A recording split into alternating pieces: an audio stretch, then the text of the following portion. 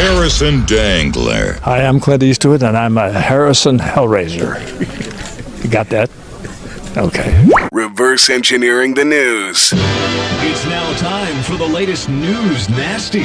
From Duluth to Beirut, from L.A. to Tampa Bay. Harrison with you, and this is your reality check. I'm joined by Fonda Peters. Well, I didn't name you. You did. So get this. The vaunted Journal of Urology has published a story that takes the ancient practice of personal onanism to extraordinary new reaches, combining basic technology with zealous appetite. Reality check with Harrison.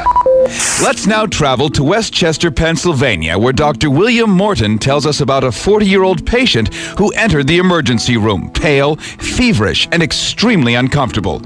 According to Dr. William A. Morton, Jr., the patient, a Mr. Donald Kolodnik, well, he had begun the regular practice of masturbating by holding his penis against the canvas drive belt of a large floor-based piece of running machinery.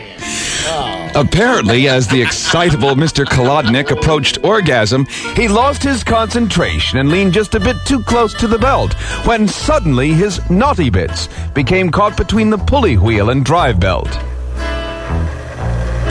All right, everybody's gone.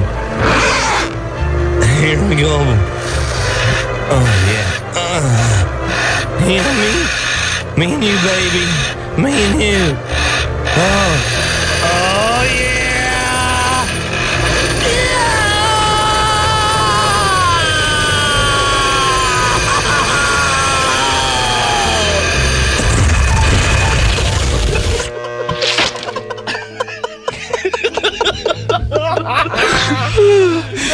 As the poor fellow wobbled in hideous agony and dizzy stumbles, he knew he had to seal his scrotum shut somehow.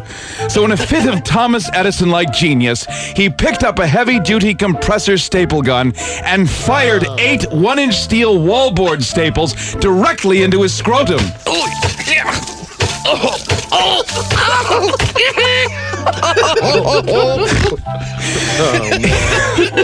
It wasn't until several excruciating days later that the 40-year-old Mr. Kolodnik finally entered the hospital, whereupon Dr. Morton Removed his trousers, shorts, and 2 or 3 yards of foul-smelling stained gauze wrapped about his scrotum. It was swollen to about twice the size of a grapefruit and extremely tender. So after a nice hexachlorophine sitz bath, the agonized Mr. Kolodnik was rushed into surgery, and 8 rusty staples were removed one by one, while Mr. Kolodnik was given emergency plastic surgery and a Frankenstein-like proboscis. I can only assume he'll abandon this method of self-gratification.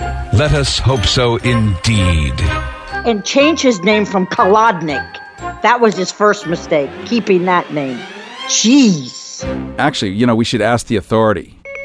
Siri, what happens when you flop your genitals onto a sanding belt? Cogitating. Here's what I found on the web for what happens when you flop your genitals on the wet sanding belt. You're not having a nice hexachlorophene sitz bath? I love how creative and clever we are here. It's not just genius on the side of men in this country when it comes to taking care of your business. Women have, a special, let's say, connection with nature and everything around them, and can achieve the same skills when it comes to vaginal prophylaxis. Oh, please. Everyone knows that. Reality check with Harrison. In the state of Mississippi, a resident doctor has discovered what appeared to be a rare gynecological disorder. Dr. Robert Walker was sent into a rural area and received a female patient complaining of the vines. Dr. Walker, in all his medical learning, had never heard of the vines. So he asked the 425-pound woman to peel down her panties so that he could inspect her perianal region. As he helped her with her panties, he noticed with sheer horror actual vines with budding leaves growing down both of her fat, pudgy, cellulite and pocked thighs.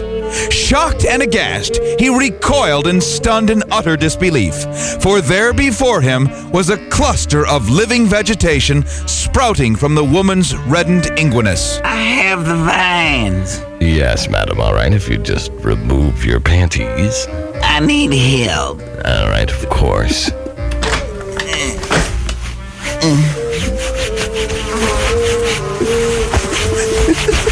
Oh, my.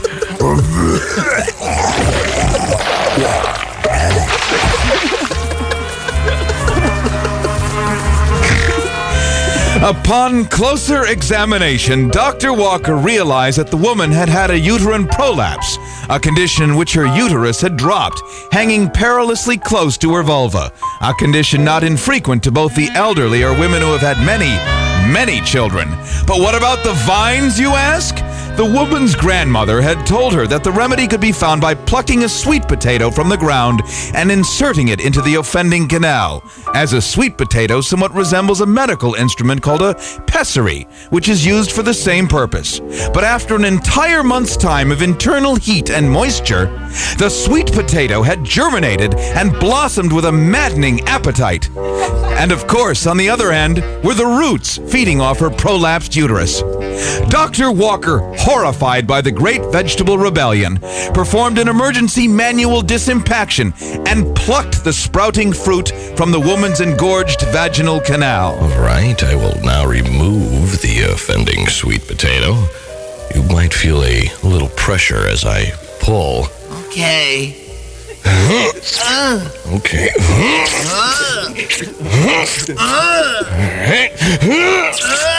Let me just put my foot on your stomach and... My.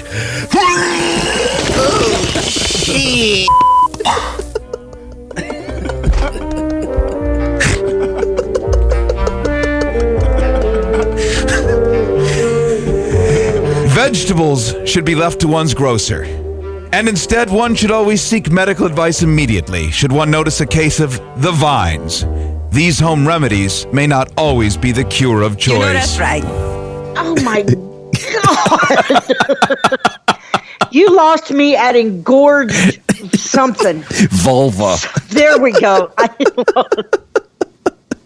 But if you want to go beyond home remedies, you need to look no farther than Mio, Michigan, because that's where two priests were sent to develop legitimate careers in order to avoid lawsuits for groping countless kiddies behind the wine and crackers shelf. According to the USA Today, the two former priests were, quote, running a training ground for showcase dogs and dog handling students.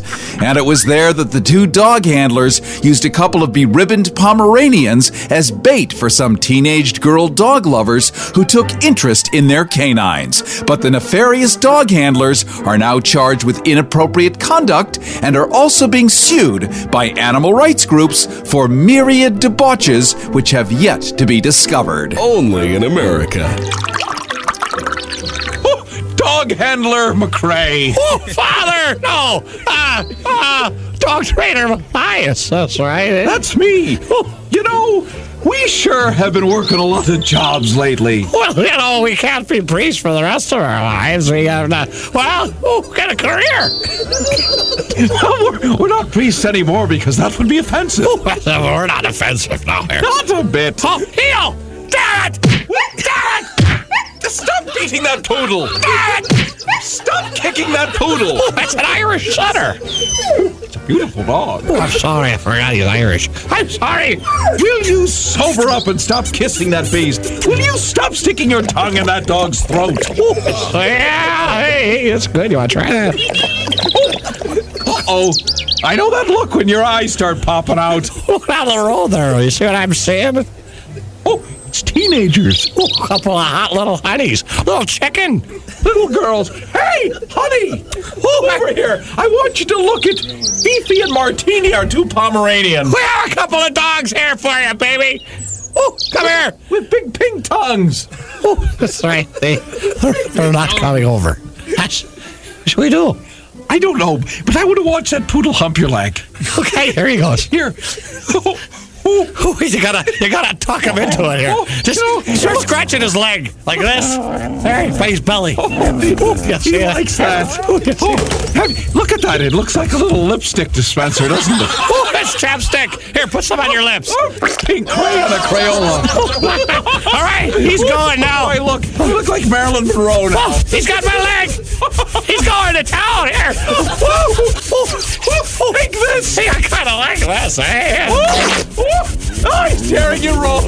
He's snarling. All right, turnabout's fair play, buddy. Come here. There, now I got you.